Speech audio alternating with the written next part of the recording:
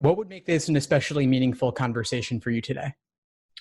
Honestly, I think I just need tips on staying focused when studying and how to make the best out of my time when studying, because I feel like, I mean, I work full time, so the little time that I do have to study, it's essential that I actually stay focused and grasp all the concepts that I'm trying to grasp. And I find that difficult to do these days. I don't know why. I'm not So really sure. what pulls you away from your focus while you're studying? I feel like I just kind of get distracted. When it comes to studying and sitting there for long periods of time, after about 2 hours, I get really just distracted. So at that point, I pretty much stick to practice tests. So um, when I find it difficult to study, I just revert back to just doing practice tests. Okay, so a practice test though is, when you're doing a full 5-section exam, that's about 3 hours. So that's more Mhm. than your 2-hour limit. Do you find that your focus kind of wanes towards the end of that? I mean, in the middle of it, I do definitely get tired and things of that nature. Um, but I still find the time to, get through the entire practice test without taking too long of breaks because, yeah. That's good. That's a good thing. And so for your practice tests, I would just say do more of them. Do more, Hmm. maybe twice a week, spaced out, not on consecutive days. But endurance is a skill that you can build with time. Right. Brain's a muscle and the focus is a muscle as well. And so you just train it by doing more of those. But then for your untimed work, if you're doing questions by type, or even if you're doing individual timed sections, you don't need to overload yourself with those. It's okay for you to take breaks in frequently, even every 30 minutes or every 60 minutes. Nothing wrong with that. Okay. And then also, do you feel when it comes to studying for hours at a time, do you think it's best to focus on one area or hit just a little bit of each area? Like do logic games for an hour, do reading comprehension for an hour, or do you feel that I should do reading comprehension for 2 hours and the next day you go back and do logic games for 3 hours? Or how do you feel? Do you feel combine all three or? I'm kind of in the middle on that. I would say it's okay to have a focus on one section, but you could still mix it up a little bit. So maybe on a particular day, 50% of your focus could be on reading comp, and then a little bit of games and reasoning just to mix it up a little bit so you don't get too bored or overwhelmed with one question type. Right. Okay. Um, and do you suggest, I mean, I did this and I pretty much wish I didn't because it was a waste of money, but do you suggest that people take the LSAT blindly before, like if they've never taken it before? Not really. There's not really any reason to do that because then you end up with either a cancellation on your record or you Hmm. end up with a low score. If you know Right. that it's not going to be what you want it to be, I would say instead postpone if the deadline has not yet passed, or else you could withdraw. But I wouldn't take it just to see how you'll do because you know the results are not going to be great. Right. Yeah. That's how it was for me. So the first time I ever took it, but yeah, I was just wondering if other people suggest doing that or if not. What else did I have? Have any more questions for you? I take my test on November 25th. So, as it gets closer to date, what do you feel is the best way to study at this point? You know, you have like a month or two. If you have a month or two, what's the best way to study? Like, do you suggest studying more hours a day or maybe cut back a little bit Do so you're you not feel like overwhelming yourself? do you feel like you already have a strong foundation?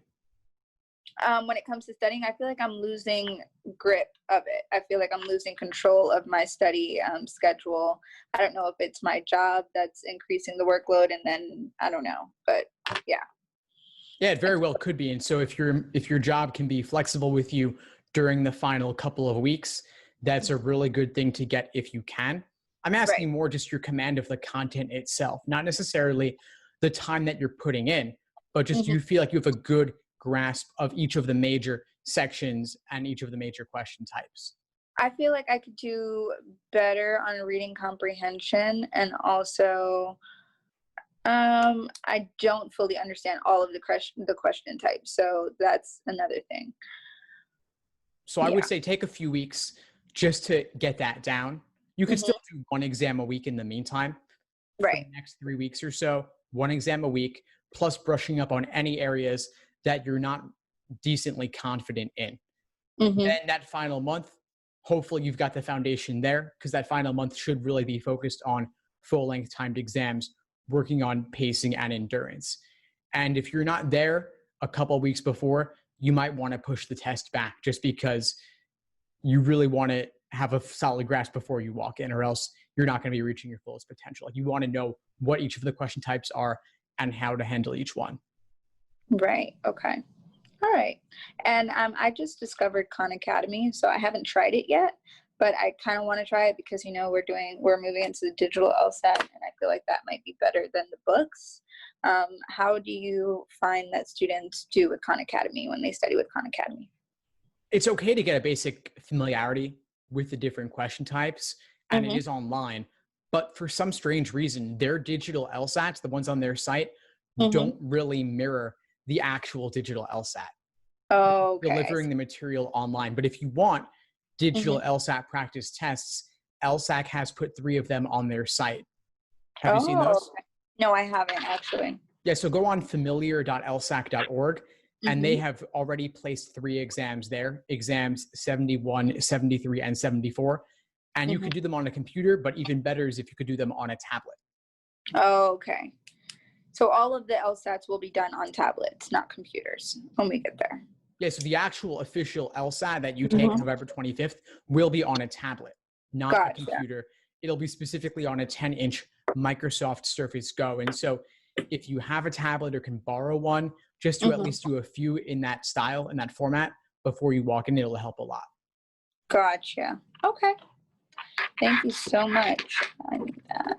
Yeah, of course. I would definitely recommend playing around with it a little bit. Do you have a tablet or know someone who does? I have an iPad. Perfect. Yeah, so use that. Yeah, Yeah. so use that, go on there. They will give you a stylus on test day, but it doesn't work that well. And so I would just get used to using your finger, honestly. Okay. And get used Gotcha. to some of the tools they have on there, like highlighting and underlining and the countdown timer. There's some unique features on the digital that you want to get used to. I did do the little, I think on LSAC, it provides you with a little rundown of how it's set up and how to highlight and underline and everything like that. I did do that on the LSAC website. So, Yeah, good. So that's something. And since you mentioned reading comp a few times, I do want to let you know that on the digital, there are no line numbers in the margin. oh, okay. So when they ask you to revert to a sentence, they're just going to provide you with that sentence. They'll Yeah, just, they highlight the key phrase that they gotcha. want you to look for in the passage. They give it a very, like, a unique turquoise kind of color, but Mm-hmm. it's not going to be with an actual line number. And so your paper LSATs and your books, obviously they have line numbers, but that digital will not. Okay. Got it. So for Okay. those final 3 weeks before your test, you could actually just do those 3 LSATs on LSAC's website. So do like test 74 1 week before, test 73 2 weeks before, Mm-hmm. 71 3 weeks before, just that you're getting used to that. And then you, of course, you can mix in paper LSATs also. And since you mentioned that Gotcha. you have a tablet, if you have access to the PDFs, you could load them onto your tablet so that you're actually seeing the questions on the screen. It's not a perfect imitation, but it's as close as you could get. Right. Gotcha. I'll do that. Starting taking notes. Yeah, of course. No, that's good. Any other questions lingering for you? What else would be useful for you right now? I guess I think I have just more of an issue with timing. When I time myself, when I take a time practice test, I do a lot worse, obviously, than if I would have just taken it without even, looking at the time or whatnot. Because I typically, with the practice test, would hit a 151 not timed, 149, 147 timed. So, I mean, I'm seeing a little bit of improvement from the last score that I got on the LSAT, but yeah, obviously Well, I that's want. actually not a huge difference in score. Yeah. It says to me the timing is not actually having that much of an impact on you, which is a Mm-hmm. good thing, really, because this is a really strictly timed exam. I think Right. it's just worth spending a few weeks really solidifying your understanding of the different question types.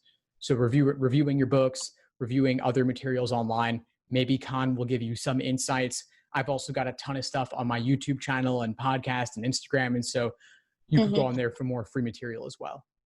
Gotcha. And do you suggest when studying to try the Pomodoro method where you study for 25 minutes or an hour and then take a break and then you go back? Yeah, I was actually thinking about that when you talked about studying for 2 hours and then kind of losing focus a little bit. That would be a great way to help you mix it up a little bit and stay fresh as you're moving forward. Gotcha. Okay. I'm going to try that out. So today will be my first day of, getting back on my study schedule. So I will definitely try these tips out. Awesome. Fantastic, Nazzy. Glad to help. What would you say is the biggest insight you got from our call today? You were very helpful. I mean, you're very knowledgeable. I always watch your YouTube channel, and also I've seen you with the I think his name is Becoming JD on the live. I watched that too. So I find it helpful that you gave me ways to study. You suggested the tablet and uploading the LSAT test on there. And then also I didn't even know about the ones that were on the LSAT website. So I'll definitely be trying those practice tests, 74, 73, and 71.